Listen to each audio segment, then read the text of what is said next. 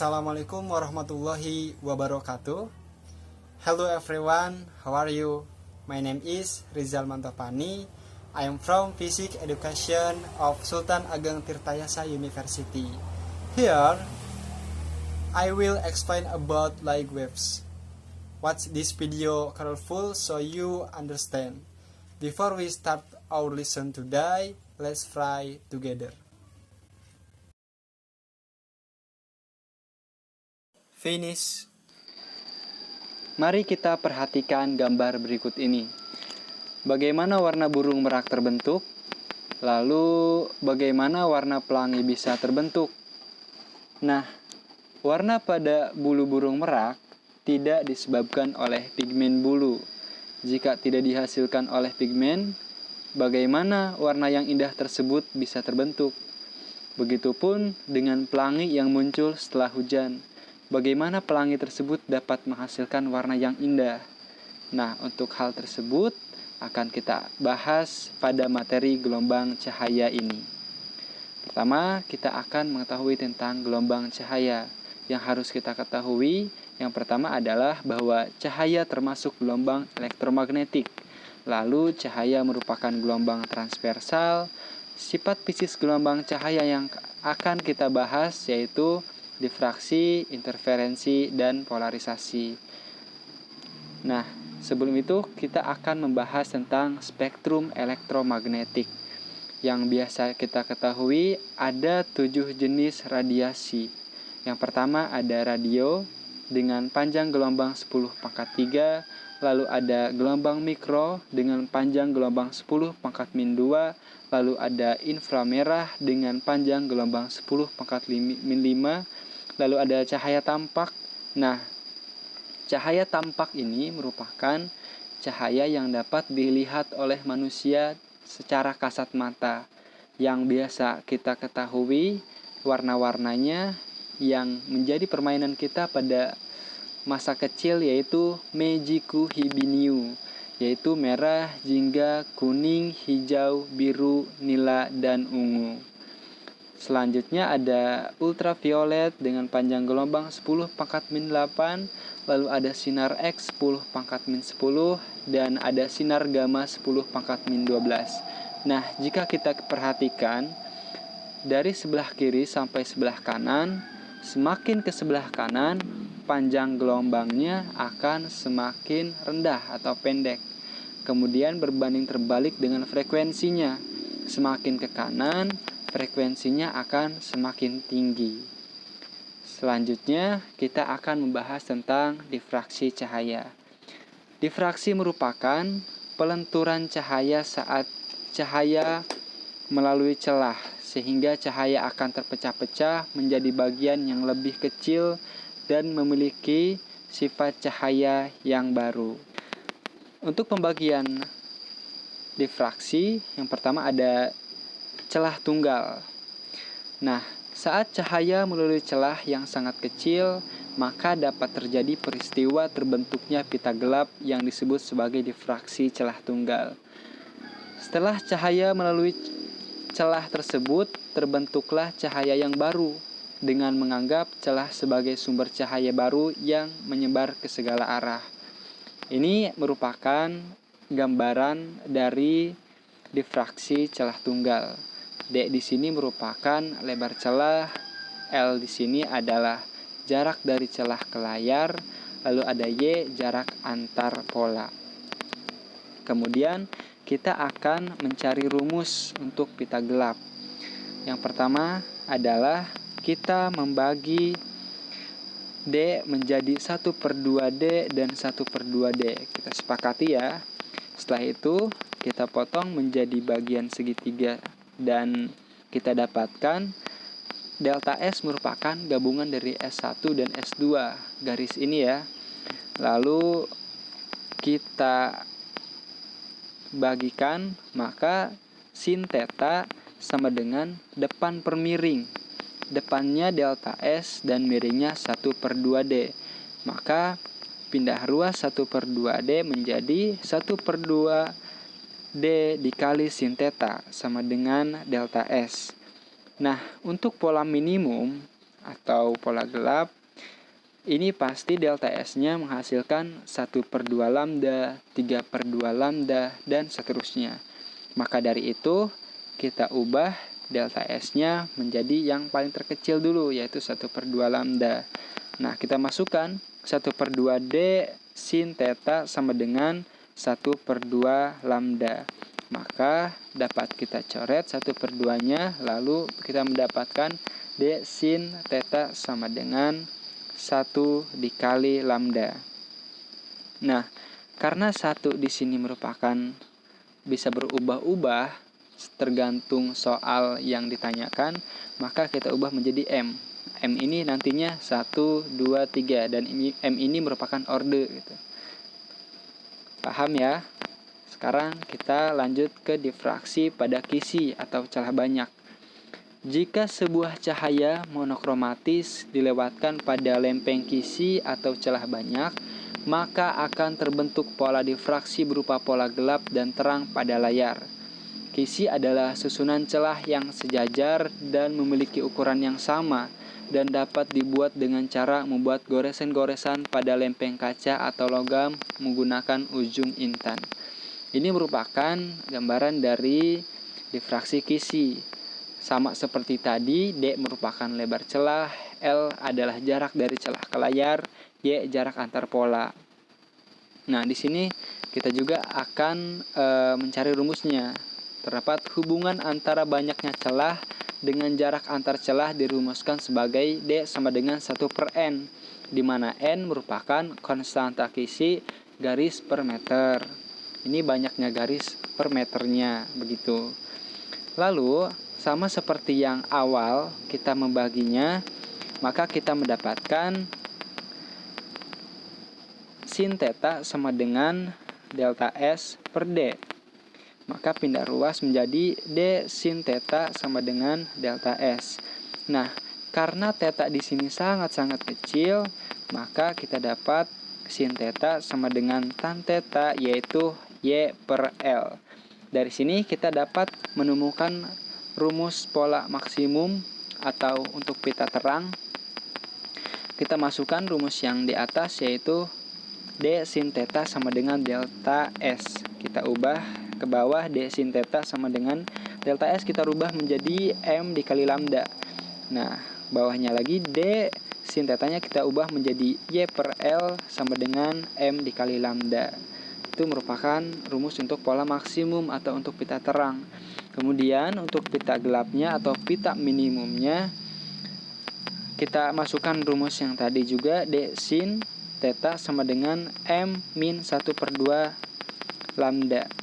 Nah, seperti yang tadi untuk pola minimum itu akan 1/2 lambda, lalu 3/2 lambda, dan seterusnya. Maka yang ini kita M min 1/2 lambda.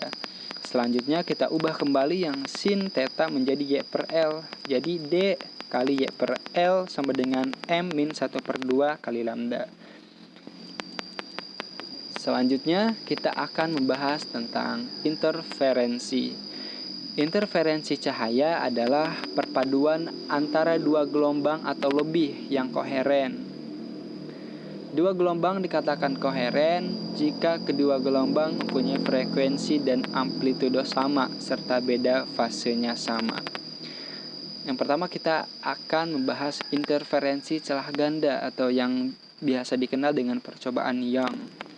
Di sini telah ada gambarnya, kita bisa lihat bahwa ada sumber cahaya, lalu ada D, S1, S2, delta S, L, Y, sama seperti yang tadi gitu ya.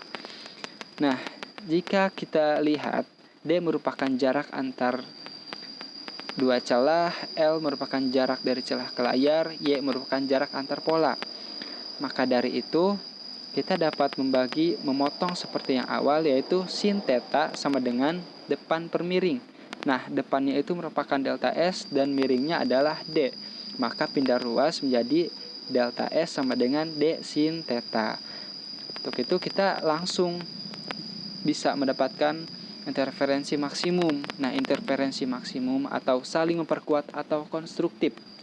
Interferensi maksimum terjadi jika kedua gelombang memiliki fase yang sama atau sepase. yaitu jika selisih lintasannya sama dengan 0 atau bilangan bulat kali panjang gelombang lambda. Kita dapat rumus delta S sama dengan D sin theta. Maka kita ubah delta S sama dengan M dikali lambda. Maka M dikali lambda sama dengan D sin theta. Lalu kita dapat tetanya itu sangat-sangat kecil, maka sin theta sama dengan tan theta. Kita ubah sin theta menjadi Y per L. Ini sama seperti yang tadi. Tan theta dan sin theta Y per L. Selanjutnya sin theta kita ubah menjadi M dikali lambda sama dengan D Y per L. Seperti itu. Selanjutnya, untuk interferensi minimum saling memperlemah atau destruktif. Interferensi minimum atau saling melemahkan atau destruktif terjadi jika beda lintasan kedua cahaya merupakan kelipatan bilangan ganjil kali setengah panjang gelombang. Nah, untuk rumusnya yaitu delta S sama dengan M min 1/2 lambda.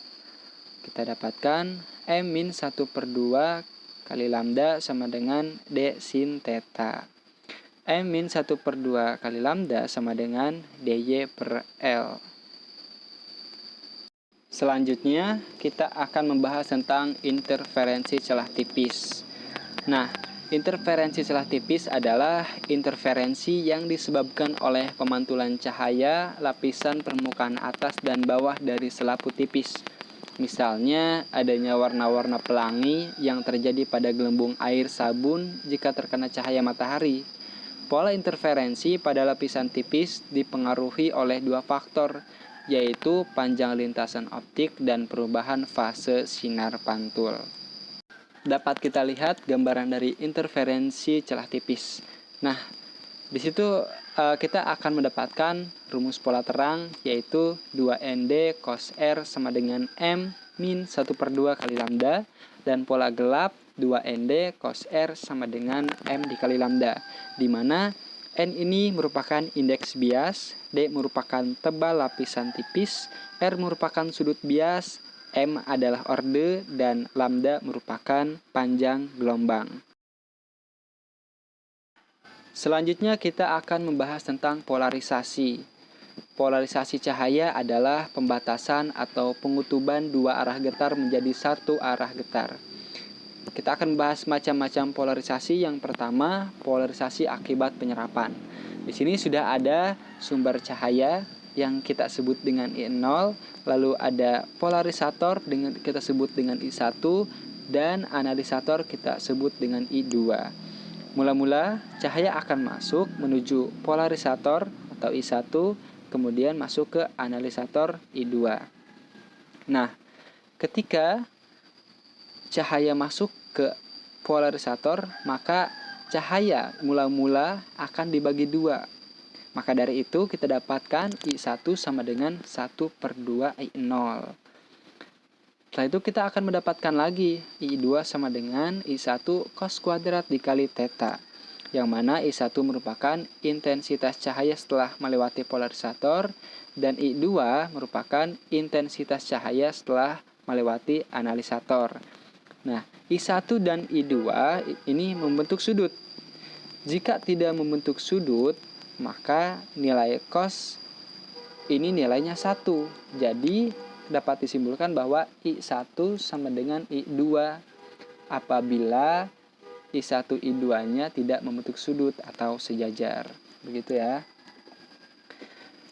Selanjutnya kita akan membahas tentang polarisasi akibat pemantulan. Nah, untuk polarisasi akibat pemantulan ini terdapat ini sudut datang kita lambangkan dengan I, lalu sudut pantul kita lambangkan dengan theta, dan sudut bias kita lambangkan dengan R. Ketika sinar bias itu harus tegak lurus dengan sinar pantul agar terdapat 90 derajat.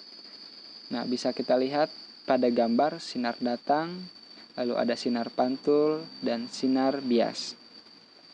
Lalu akan kita dapatkan Theta plus 90 derajat plus R sama dengan 180 derajat. Nah, kita pertama akan mencari R terlebih dahulu. Maka dari itu, Theta plus R sama dengan 180.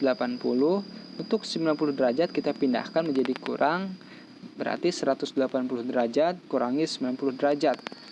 Selanjutnya, I plus R. Nah, tetanya ini karena sama dengan I, sudut datang dan sudut pantul, maka kita ubah menjadi I.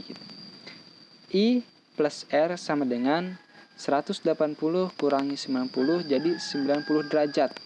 Nah, I-nya pindah ruaskan, jadi R sama dengan 90 derajat min I. Kita dapatkan itu. Lalu kita akan berlanjut ke hukum Snellius.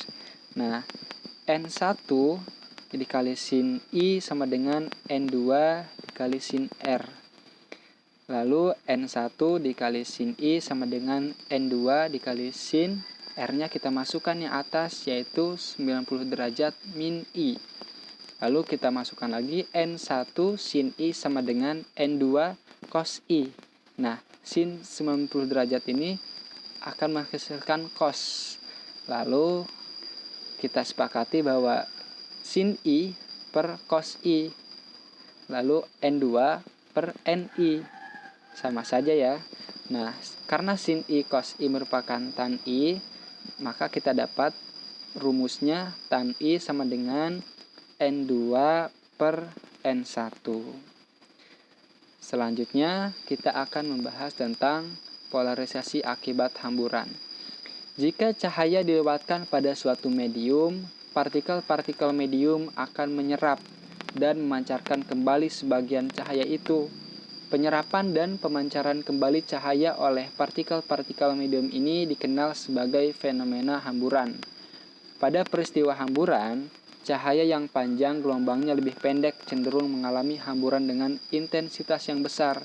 Hamburan ini dapat diamati pada warna biru yang ada di langit. Yang terakhir ada polarisasi karena pembiasan ganda. Gejala pembiasan ganda merupakan fenomena rumit yang terjadi pada kristal kalsit atau kristal plastik yang ditegangkan.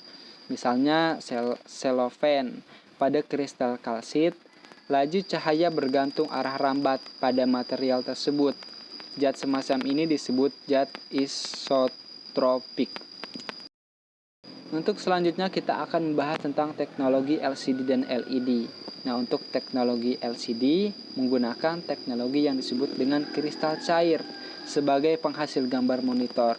Pengertian monitor LCD merujuk kepada penggunaan varian pixel atau titik warna cahaya yang tidak memancarkan cahayanya sendiri, seperti halnya monitor CRT. Pada teknologi LCD, sumber cahaya berasal dari lampu neon berwarna putih yang tersusun secara merata pada bagian belakang susunan piksel atau kristal cair tadi yang jumlahnya mencapai jutaan piksel hingga membentuk sebuah gambar.